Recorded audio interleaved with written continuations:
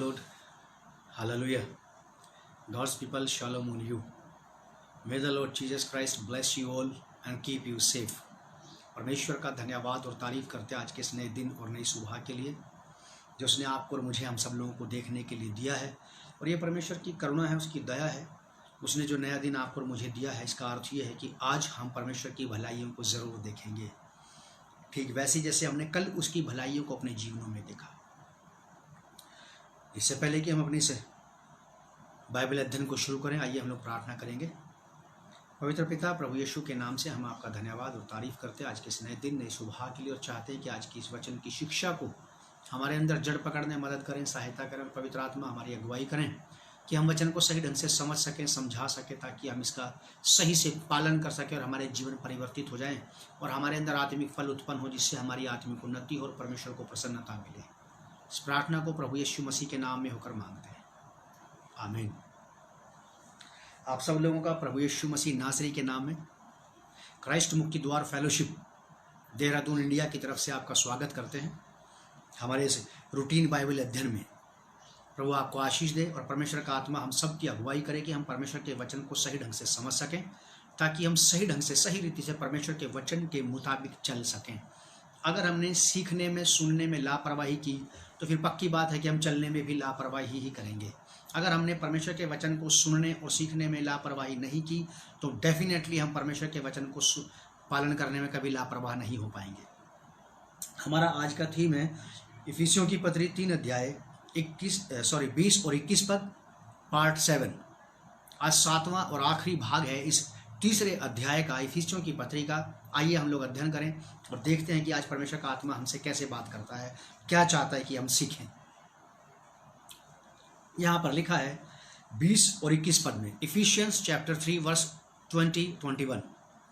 अब जो ऐसा सामर्थ्य है कि हमारी विनती और समझ से कहीं अधिक काम कर सकता है, उस सामर्थ्य के अनुसार जो हमें कार्य करता है, कलीसिया में और मसीह यीशु में उसकी महिमा पीढ़ी से पीढ़ी तक युगानुयुग होती रहे, आमीन। हम इस बात को समझने का प्रयास करेंगे परमेश्वर के आत्मा के माध्यम से, क्योंकि बिना पवित्र आत्मा की सहायता के हम परमेश्वर के वचन को नहीं समझ सकते हैं। तो परमेश्वर का आत्मा हमारी मदद करेगा, जरूर करेगा, और वो कर रहा है काफ़ी दिनों से हमारी सहायता परमेश्वर के वचन को ठीक ढंग से समझने में, समझाने में और उसका पालन करने में। लिखा ऐसा, संत पौलुस कलीसिया को सिखा रहे हैं। इफिसियों नगर की कलीसिया को प्रेरित पौलुस बता रहे हैं ये वाली बात कि अब जो ऐसा सामर्थ्य है।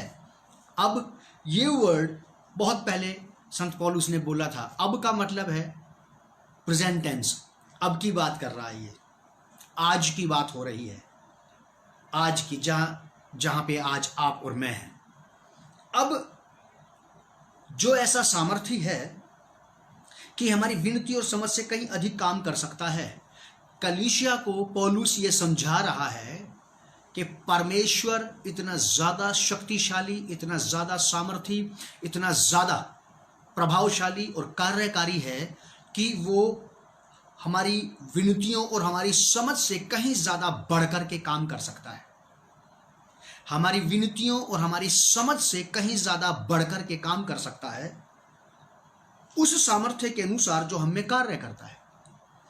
पौलुस कलीसिया को ये बताने का प्रयास कर रहे हैं, पौलुस कलीसिया को ये बात जताने का प्रयास कर रहे हैं कि लोग इस बात को सही ढंग से समझने पाएं, जानने पाएं। जब आप और मैं, हम कलीसिया हैं, हम कलीसिया के लोग हैं, हम परमेश्वर की कलीसिया हैं, परमेश्वर हमारा है और हम परमेश्वर के हैं। हम परमेश्वर की स्तुति करते हैं, परमेश्वर की आराधना करते हैं, परमेश्वर के साथ। बहुत बड़ी बात है जो मैं कह रहा हूँ कि हमारा उठना बैठना है, बहुत बड़ी बात है ये साधारण मनुष्य के लिए। यहाँ इस जमीन पर, इस दुनिया में जिसमें आप और मैं रहते हैं, अगर किसी अधिकारी, किसी बड़े नेता, अभिनेता के साथ किसी व्यक्ति का अगर शेक हैंड करने का मौका मिल जाए तो मैंने देखा है अक्सर कि लोग वो फोटो खिंचवा के अपने घर में लगा लेते हैं। वो लंबे समय तक ये वाली बात करते रहते हैं कि मैं इनसे वहाँ मिला था, मैं इनसे वहाँ मिला था, लेकिन मैं जानता हूँ कि इनका उनके साथ उठना बैठना नहीं है। कितनी बड़ी, कितनी महान, कितनी आदरणीय बात है परमेश्वर के लोगों के लिए कि उनका उठना बैठना परमेश्वर के साथ है। वो परमेश्वर के साथ बैठते हैं, परमेश्वर के साथ बात करते हैं, परमेश्वर से उनका मिलना जुलना है। इससे बड़ा आदर कोई नहीं है इस दुनिया में। परमेश्वर जानता मुझे ना तो किसी नेता, ना किसी अभिनेता और ना किसी भी सेलिब्रिटी से, किसी भी उच्च पद अधिकारी से फ्रेंडशिप करने का, मिलने का उतना मेरे अंदर एक उबाल नहीं रहता, उतनी एक जिज्ञासा नहीं रहती है। साधारण बात है, ठीक है वो अधिकारी, मैं उनका आदर करता हूँ, बस फिनिश। लेकिन मैं इस बात को जानता हूँ अच्छे से कि मेरा उठना बैठना सारे अधिकारियों से बड़े अधिकारी के साथ है, और वो है मेरा परमेश्वर यहोवा, जिसकी मैं स्तुति, सिताइश और तारीफ करता हूँ, जिसकी मैं प्रशंसा करता हूँ, जिसकी मैं भक्ति करता हूँ, जिसकी मैं आराधना करता हूँ। बहुत बढ़िया बात पौलुस कलीसिया को समझा रहा है। काश कलीसिया इस बात को इसके पूरे आदर में, कलीसिया इस बात को इसकी पूरी स्पिरिट में, इसके पूरे प्रभाव में समझ सके। अगर हम इस बात को इसके पूरे प्रभाव में, इसकी पूरी इमेज में समझ पाए, तो आपको जिंदगी में कभी भी इस बात का मलाल नहीं रहेगा कि आपकी किसी भी बड़े उच्च पदाधिकारी से, किसी भी बड़े लोगों से के साथ आपकी दोस्ती नहीं है, आपका उठना बैठना नहीं है। याद रखिए, लिखा कि अब जो ऐसा सामर्थ्य है कि हमारी विनती और समझ से कहीं अधिक काम कर सकता है। परमेश्वर सर्वशक्तिमान परमेश्वर, सारी सृष्टि की रचना करने वाला, सर्वसत्ताधारी परमेश्वर, जिसकी हवाओं पर, पृथ्वी पर, आकाश पर, स्वर्ग पर प्रभुत्ता चलती है, सत्ता है परमेश्वर की वहां पर। सारी बातें परमेश्वर के अधीनता में, उसके कंट्रोल में रहती है। लिखा कि अब जो ऐसा सामर्थ्य है कि हमारी विनती और निवेदनों से कहीं अधिक काम कर सकता है। हमारी विनती, निवेदन, प्रार्थनाओं से, हमारे सोचने से कहीं ज्यादा बढ़ करके, जो प्लान आपने और मैंने बना रखे हैं, जो विचार आप और मैं करते हैं, उनसे कहीं ज्यादा बढ़कर के परमेश्वर के विचार आपके और मेरे लिए हैं। जितना आप और मैं सोच भी नहीं सकते हैं, जितना आप और मैं कभी समझ भी नहीं सकते हैं, उससे कहीं ज्यादा बढ़कर परमेश्वर काम करने के लिए उत्साहित रहता है, उत्सुक रहता है, उत्तेजित रहता है परमेश्वर। कई सारी चीजों को परमेश्वर के लोग अपने माइंड में, अपने विचार में, अपने ख्याल में देखते हैं परमेश्वर से कि परमेश्वर उनके लिए ऐसा करे। मेरे साथ निकालिए आप यिर्मयाह चैप्टर 1 वर्स 5, अगर मैं सही हूं, एग्जैक्ट हूं तो। यिर्मयाह उसका पहला अध्याय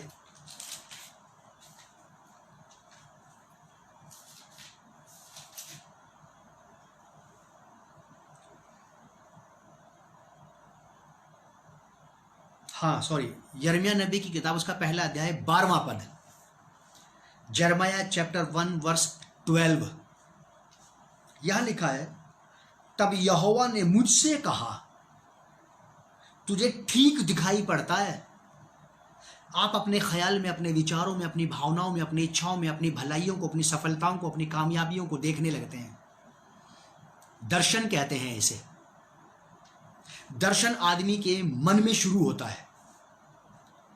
दर्शन की दो परिभाषाएं हैं। मैं दूसरी परिभाषा के बारे में आपको बता रहा हूं। जो आप अपने विषय में देखना चाहते हैं, आने वाले 10 सालों में, आने वाले 20 सालों में, आने वाले 15 सालों में, आने वाले 3 सालों में, 5 सालों में, आप अपने आप को कहां देखना चाहते हैं, इसे विजन कहते हैं। फ्यूचर विजन कहते हैं इसे। भविष्य की बात कहते हैं इसे, आगे की बात। प्रार्थना करने वाले लोग अपने विषय में देखते हैं कि प्रभु सब कुछ ठीक ठाक रखे, इस साल में ये वाला काम कर लूंगा और अगले साल में ये करूंगा। फिर इसे भविष्य कहते हैं।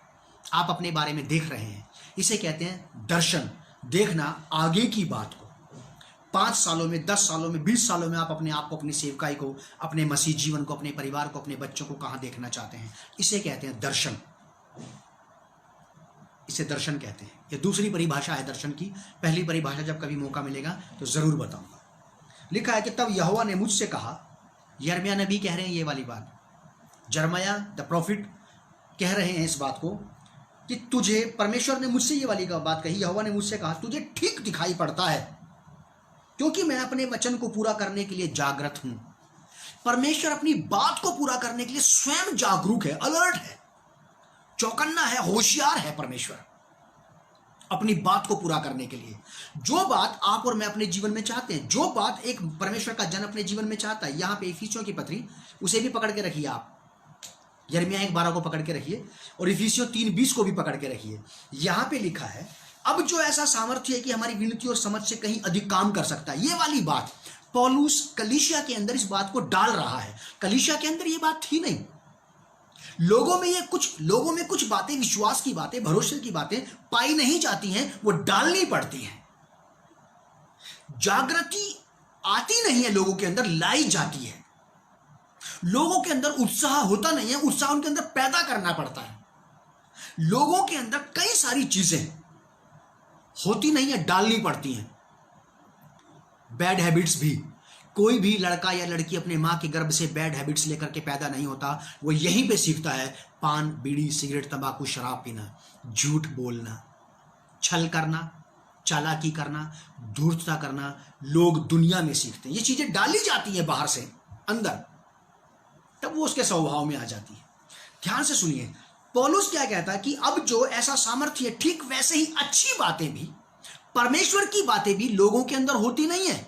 आप में और मुझ में जितनी अच्छी बातें अब परमेश्वर की पाई जाती हैं, क्या आप और मैं इनको लेकर के पैदा हुए थे? नहीं, हमने परमेश्वर के लोगों से सीखा है, हमने परमेश्वर के वचन के द्वारा से सीखा है। ये बातें परमेश्वर के आत्मा के द्वारा और परमेश्वर के जागरूक सेवकों के द्वारा से हमारे अंदर डाली जाती हैं, तब जाकर के हम इन बातों में पाए जाते हैं। अच्छी बातों में, आज्ञाकारिता में, पवित्रता में, धार्मिकता में, परमेश्वर के मार्गों में हम स्थिर तब पाए जाते हैं जब कोई बात बाहर से हमारे अंदर डाली जाती है। पौलुस प्रयास कर रहे हैं कलीसिया के अंदर ये जागृति डालने का, कलीसिया के अंदर ये विश्वास डालने का प्रयास कर रहे हैं। कलीसिया को इस बात को जताने का प्रयास कर रहे हैं कि कलीसिया अपने सेंस में आ जाए, कलीसिया होशो हवास में आ जाए और जान ले इस बात को। लोग जो कलीसिया में भर्ती हो रहे हैं, जो शामिल हो रहे हैं, जो कलीसिया में आ रहे हैं, जो कलीसिया का नया भाग, नया हिस्सा बन रहे हैं, या फिर वो लोग भी जो कलीसिया का पुराना हिस्सा है और किसी कारण से उनके दिमाग पर, उनके विचारों पर, उनकी बातों पर, उनके ख्यालों पर, इस वचन पर धूल पड़ गई है, हालात की, परिस्थितियों की। कभी कभी हालात और परिस्थितियां इतने ज्यादा बिगड़ जाते हैं कि लोग, परमेश्वर के लोग ही परमेश्वर पर संदेह करने लगते हैं। जब बात काबू में नहीं आती ना, जब बात काबू में नहीं आती तब ऐसा होता है। लेकिन पौलुस प्रयास कर रहे हैं कलीसिया को यह बताने का कि अब तुम्हारे जीवन में परमेश्वर ऐसा सामर्थ्य है जो तुम्हारी विनतियों से, जो कुछ तुम मांग रहे हो सुबह से शाम तक, उससे कहीं ज्यादा बढ़कर के बेहतरीन, बेस्ट टू बेस्ट। इंग्लिश की फॉर्म है ना, जैसे कि गुड, बेटर, बेस्ट,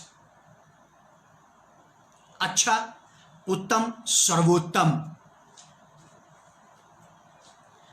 यही है परमेश्वर का काम।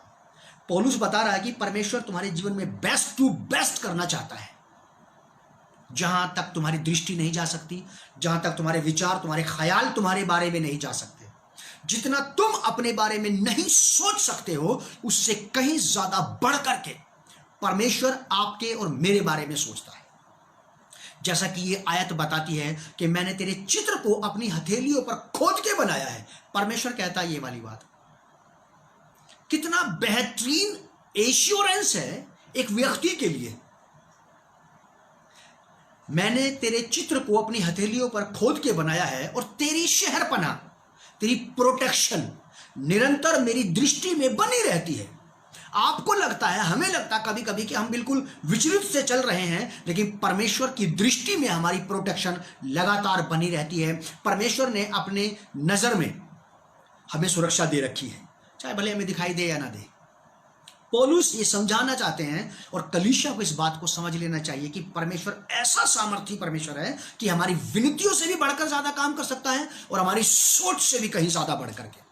कभी कभी ऐसा होता है कि आप और हम परमेश्वर पर किसी बातों के लिए जल्दबाजी में कोई दबाव बनाना चाहते हैं, कोई प्रेशर हम परमेश्वर पर बनाना चाहते हैं, उपवास करके, प्रार्थनाएं करके, और ज्यादा प्रार्थनाएं कर करके, और ज्यादा प्रार्थनाएं कर करके, और ज्यादा प्रार्थनाएं कर करके, और कई सारी बातों के हमारे अंदर एक उत्तेजना पैदा हो जाती है और हम चाहते हैं कि बस अभी हो जाए, बस अभी हो जाए, बस अभी इसी को होना चाहिए। जबकि परमेश्वर सब बातों को कंट्रोल में किए रहता है और परमेश्वर अपने उपयुक्त समय पर सब बातों को करता है। पौलुस कह रहे हैं कि अब जो ऐसा सामर्थ्य है कि हमारी विनतियों और समझ से कहीं अधिक, कहीं ज्यादा बढ़कर के काम कर सकता है परमेश्वर, ऐसा परमेश्वर है वो। आपको और मुझे इस प्रकार से विश्वास परमेश्वर पर करना चाहिए। आपको और मुझे इस प्रकार से परमेश्वर पर भरोसा कर लेना चाहिए कि मैं जानती हूं, मैं जानता हूं, मैं समझता हूं इस बात को कि परमेश्वर मेरे लिए मेरी ख्वाहिश, मेरी आवश्यकताओं, इवन कि मेरी सोच समझ से भी कहीं ज्यादा बढ़कर के काम करना चाहता है और कर सकता है। मैं जानता हूं कि परमेश्वर ऐसा कर सकता है, क्योंकि परमेश्वर सब कुछ कर सकता है। मरकुस की इंजील 10 अध्याय के 27 पद में प्रभु यीशु मसीह कहते हैं, प्रभु यीशु मसीह ने मनुष्यों की ओर देख करके ये वाली बात कही। ये मरकुस 10:27 पद मुझे बहुत बेहतरीन लगता है, बहुत ही बढ़िया लगता है, और इस पर बोलना मुझे और ज्यादा अच्छा लगता है, क्योंकि मैं इसको ढंग से समझता हूं और ढंग से समझा सकता हूं।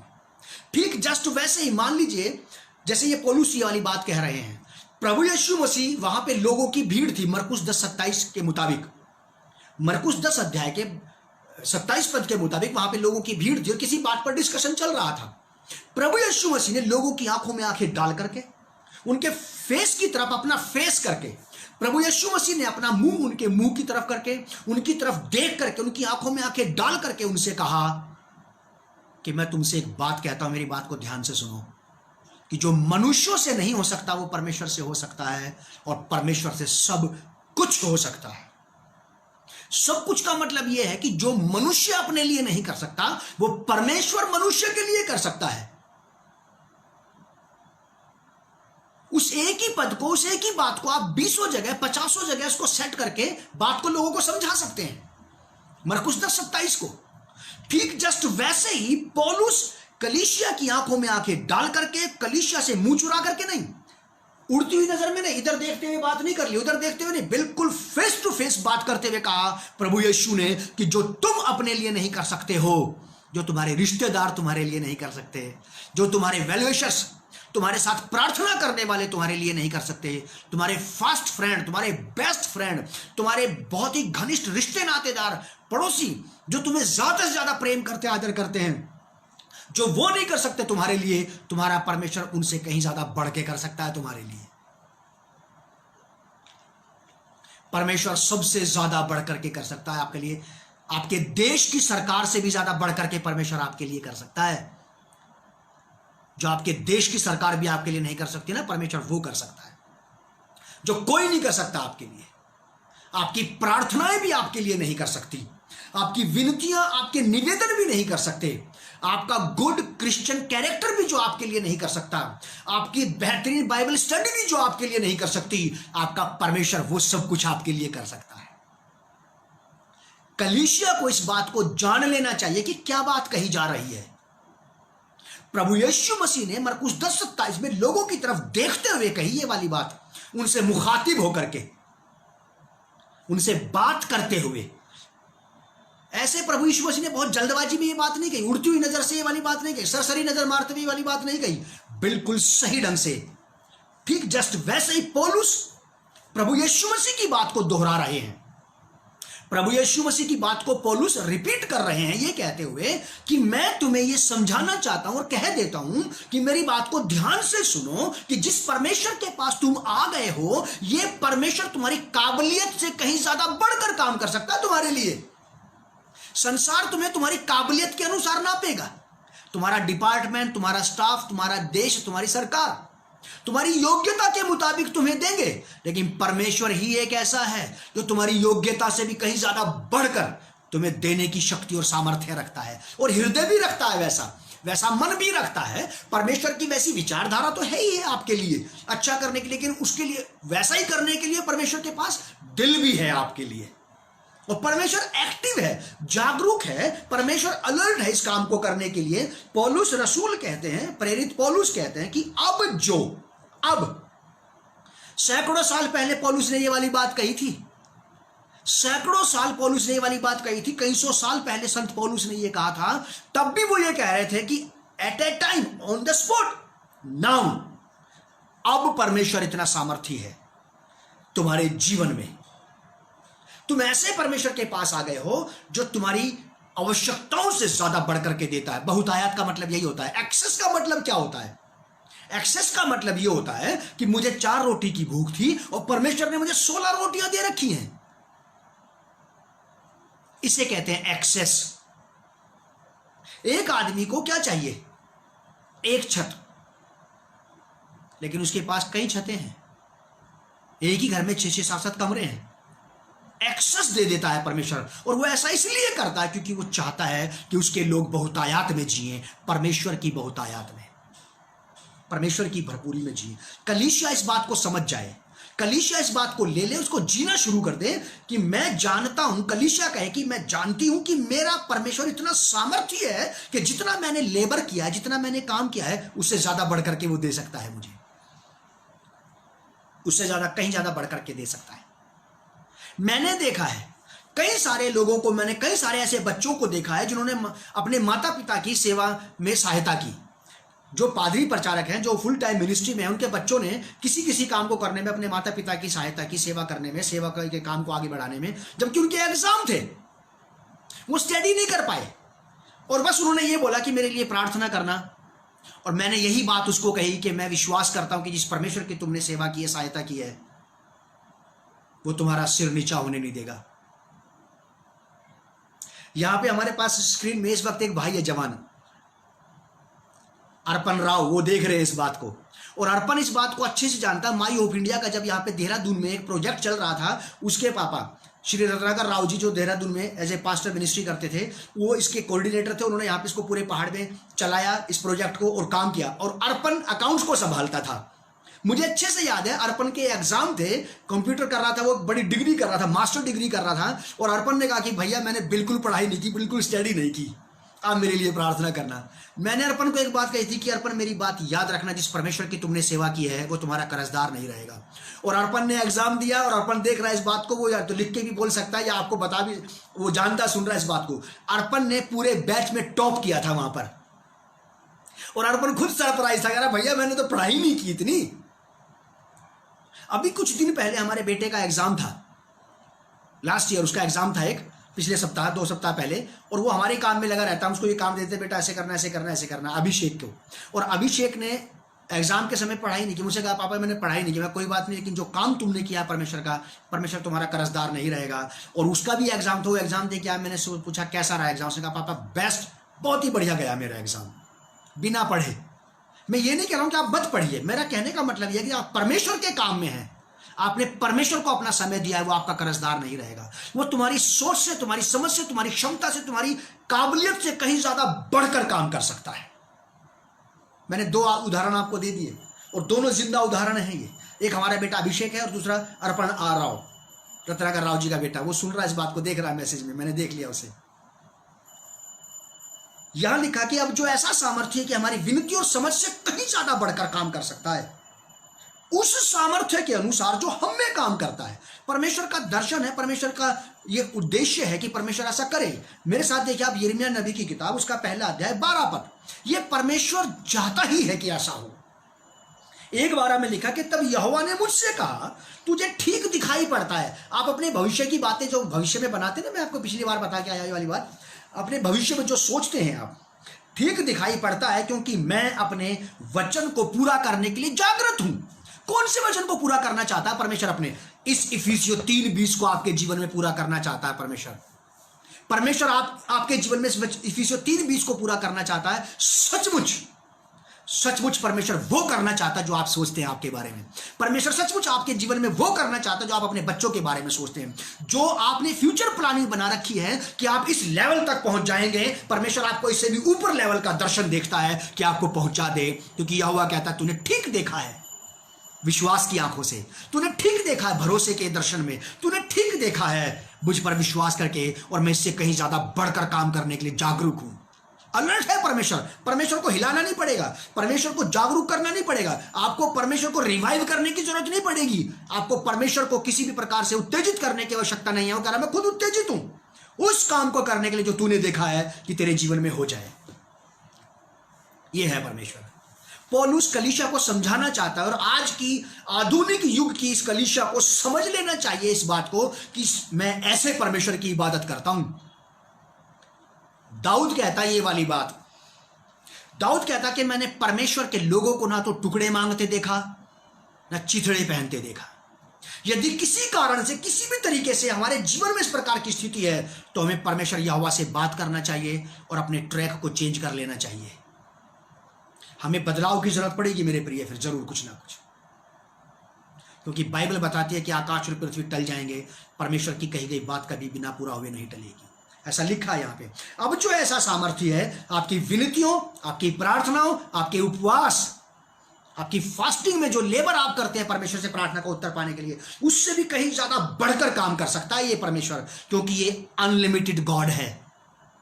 असीमित परमेश्वर की योजनाएं भी असीमित है, असीमित परमेश्वर की शक्ति और सामर्थ्य भी असीमित है। ये ऐसा परमेश्वर है जो आकाश और पृथ्वी में नहीं समाता, इसकी आशीषें भी नहीं समाएंगी, अपरंपार बरकतों की बारिश कर देगा ये, अपरंपार। मलाकी 3:10 में ऐसा ही लिखा है कि सारे दशवांश मेरे भंडार में ले आओ और ऐसा करके मुझे परखो कि मैं तुम्हारे लिए स्वर्ग के झरोखे खोल के अपरंपार अपरंपार अपरंपार बरकतों की बारिश करता हूं कि नहीं।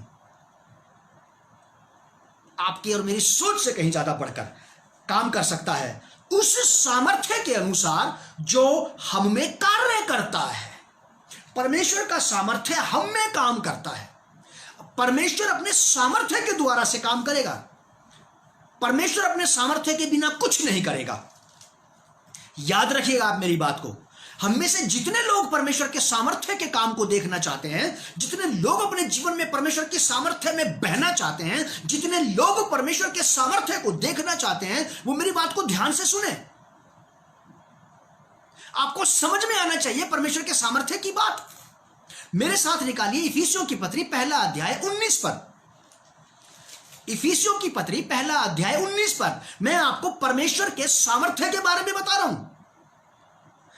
लिखा है और उसकी सामर्थ्य, परमेश्वर की सामर्थ्य, ध्यान से सुनते रहिए आप। और उसकी सामर्थ्य हम में जो विश्वास करते हैं, हम विश्वास करने वालों में। और ऐसा ही इफिसियों 3:20 में भी लिखा है। इफिशियन चैप्टर 1 वर्स 19 लिखा है कि और उसकी सामर्थ्य हम में जो विश्वास करते हैं कितनी महान है, उसकी शक्ति के प्रभाव के उस कार्य के अनुसार। परमेश्वर की सामर्थ्य हम में महान है उसकी शक्ति के प्रभाव के अनुसार। और उसकी शक्ति क्या है?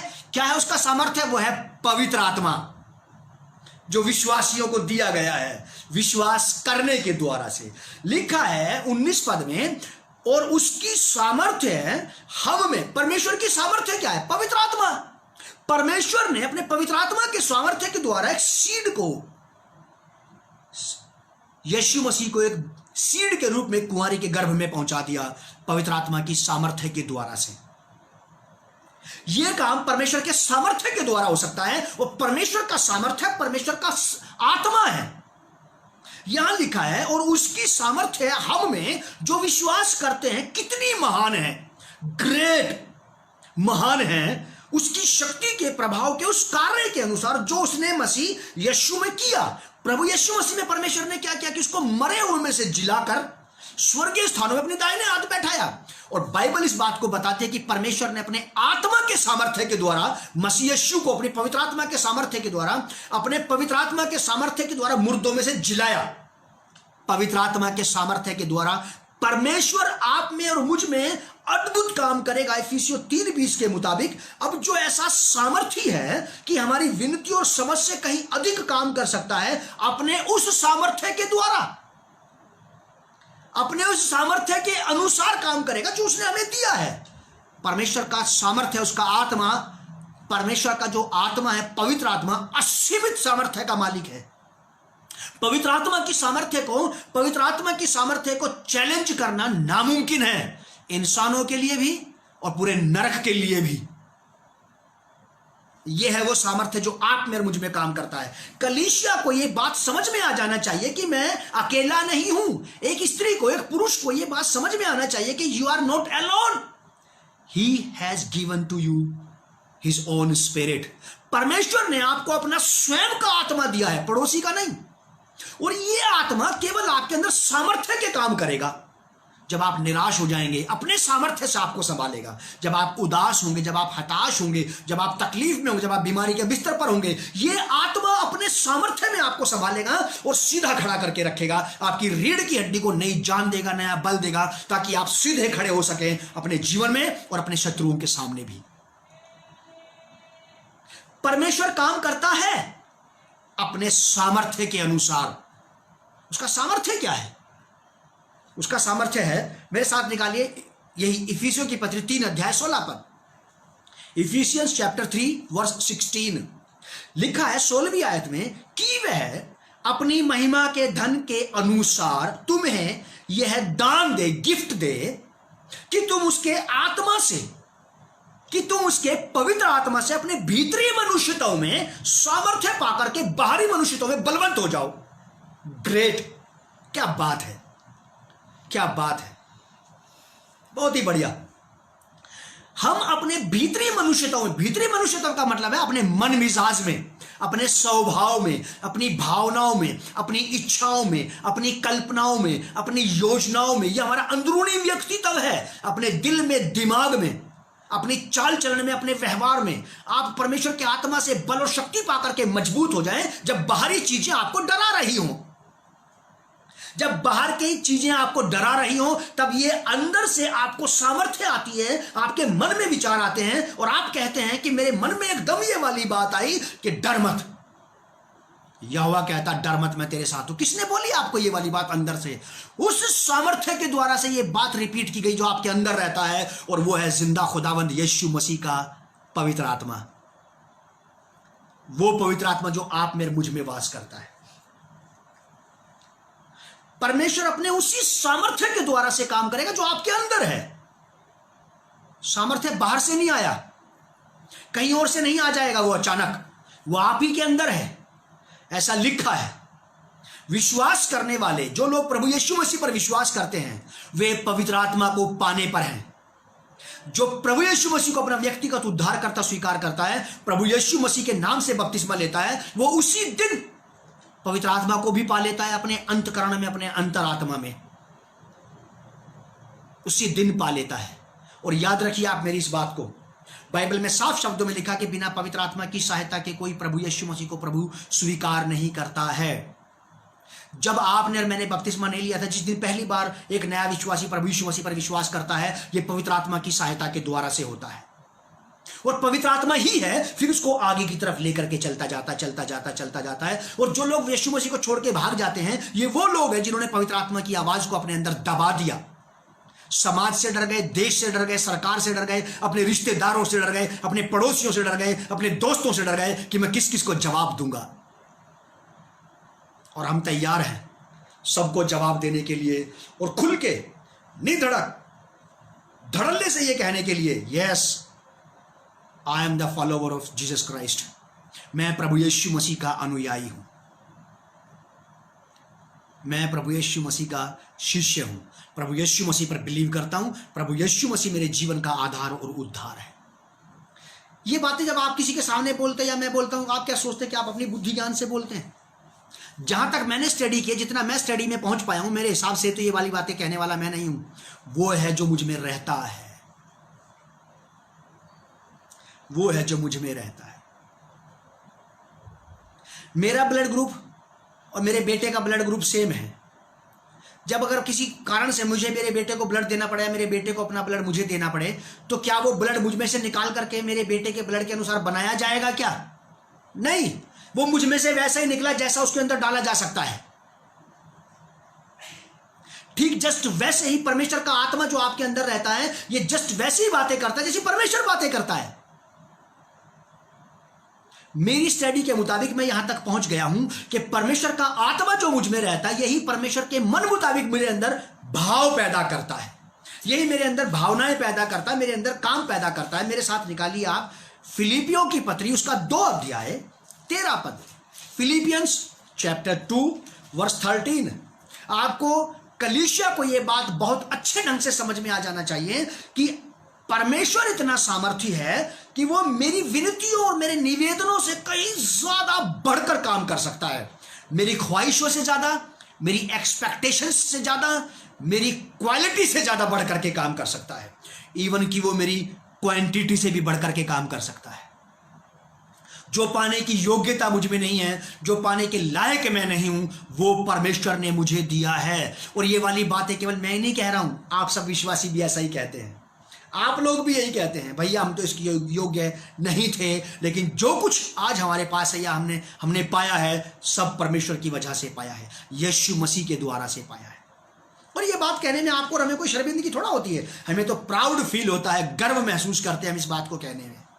लिखा है फिलिपियों की पत्री 2 अध्याय 13 पद, क्योंकि परमेश्वर ही है जिसने अपनी सुइच्छा के निमित्त तुम्हारे मन में इच्छा और काम दोनों बातों को करने का प्रभाव डाला है। आपके और मेरे अंदर प्रभाव डालता परमेश्वर का आत्मा। लिखा है कि अब जो ऐसा सामर्थ्य है कि हमारी विनतियों और हमारे निवेदनों, हमारी प्रार्थनाओं, हमारे प्रयासों से भी कहीं ज्यादा बढ़कर काम कर सकता है, अपने उस सामर्थ्य के अनुसार जो हम में काम करता है, जो हम में काम करता है। और वो सामर्थ्य कौन है? खुदावंद पवित्र आत्मा। पवित्र आत्मा परमेश्वर ही है जो हमारे अंदर ये वाले काम करता है। कलीसिया इस बात को समझ जाए और इस बात को जीने लगे, सारी समस्याओं का समाधान हो जाएगा। आपको कहीं जाने की जरूरत नहीं पड़ेगी, ना किसी डॉक्टर के पास, ना किसी केमिस्ट के पास, ना किसी प्रॉफिट के पास, और ना ही किसी प्रकार से किसी और दूसरे व्यक्ति के पास। एक बात आप समझ जाएं कि जो आप में रहता है वो सारी भविष्यद्वक्ताओं से ज्यादा ताकतवर है, सारी दवाइयों से ज्यादा ताकतवर है, सारे मेडिकल ट्रीटमेंट से कहीं ज्यादा ताकतवर है, और वो काम कर सकता है जो आप कभी सोच भी नहीं सकते, और ना ही कोई और सोच सकता है कि आप कभी जीवन में यहां तक पहुंच सकते थे या नहीं। आप जिनके साथ रहते हैं ना, आपके रिश्तेदार, आपके फास्ट फ्रेंड, आपके पक्के दोस्त, वो भी कई बार आपकी सीमा को नाप देते हैं, समझ जाते हैं कि इससे ज्यादा आगे नहीं जा सकता। लेकिन जिस दिन आपको ये वाली बात समझ में आ गई कि कौन आप में रहता है, कौन आप में जीता चलता फिरता है, कौन आप में श्वास ले रहा है, कौन आप में जिंदा है, उस दिन आप समझ जाएंगे कि मैं सारी सीमाओं को लांघ जाऊंगा, मैं सारी बाउंड्रीज को लांघ जाऊंगा। दाऊद कहता है ये वाली बात, मुझे बड़ी अच्छी लगती है दाऊद की ये वाली बात। दाऊद कहता है कि यहोवा मेरी भुजाओं को इतना मजबूत बनाता है कि इससे कांसे का धनुष भी झुका देता हूं, मैं लोहे के धनुष को यूं झुका देता हूं। वो कह रहा है कि वो मुझे इतना ज्यादा ताकतवर बनाता है कि मैं शहर पनाह को लांघ जाता हूं। जिन लोगों ने मेरी लिमिट बना रखी थी कि ये इससे ज्यादा आगे नहीं बढ़ सकता, कह रहा है मैं उस बाउंड्री को लांघ जाऊंगा और उनके भी सारे रिकॉर्ड तोड़ दूंगा जो उन्होंने मेरे बारे में बना रखे थे। क्या बात है। एक बार ये वाली बात समझ में आ जाए, दाऊद को ये बात समझ में आ गई थी कि परमेश्वर जिसकी मैं इबादत करता हूं वो सबसे ज्यादा शक्तिशाली है, मेरी क्वांटिटी से भी ज्यादा, मेरी क्वालिटी से भी बढ़ करके है। मैं जिन चीजों को पाने के लायक नहीं हूं, उन चीजों को मेंटेन करके मुझे उनसे ज्यादा प्रभावशाली बना सकता है परमेश्वर। God can do everything for you, no one can do nothing for you. बहुत सारे लोग आपके लिए कुछ भी नहीं कर सकते हैं और परमेश्वर आपके लिए सब कुछ कर सकता है, जो आपके और आपकी पीढ़ियों के लिए बेनिफिशियल होगा, आशीषित होगा, फायदेमंद होगा।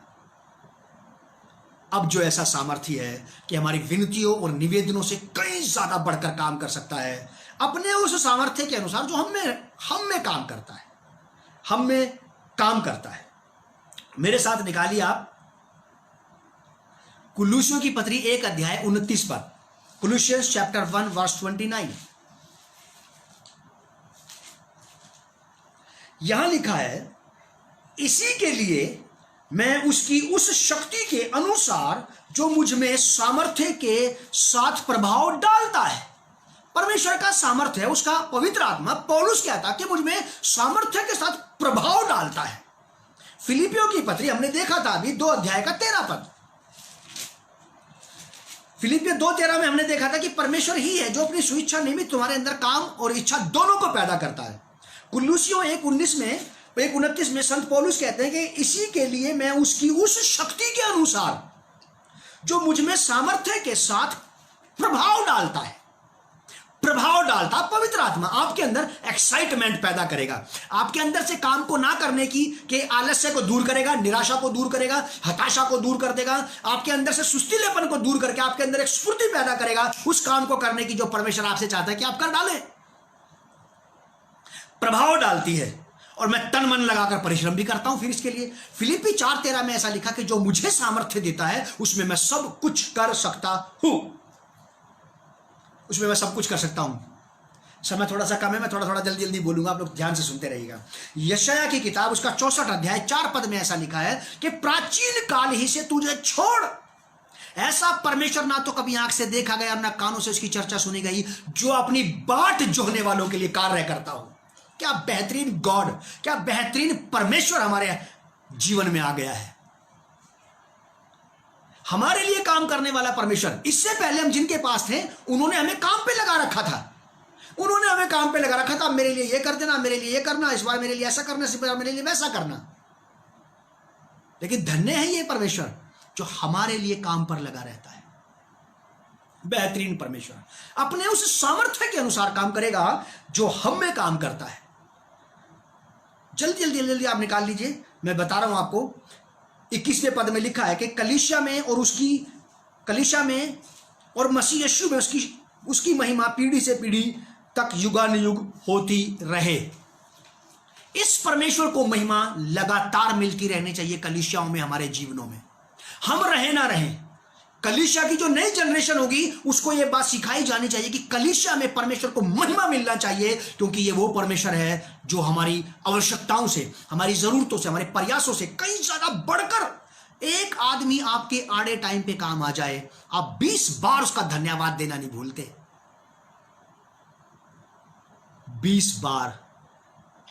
एक साधारण स्त्री पुरुष आपकी किसी प्रकार से मदद कर दे, सहायता कर दे, आप 50 लोगों के बीच में बोलते हैं भैया मैं उसका ये एहसान कभी नहीं भूल सकता। एक आदमी के बारे में कह रहे हैं आप ये वाली बात।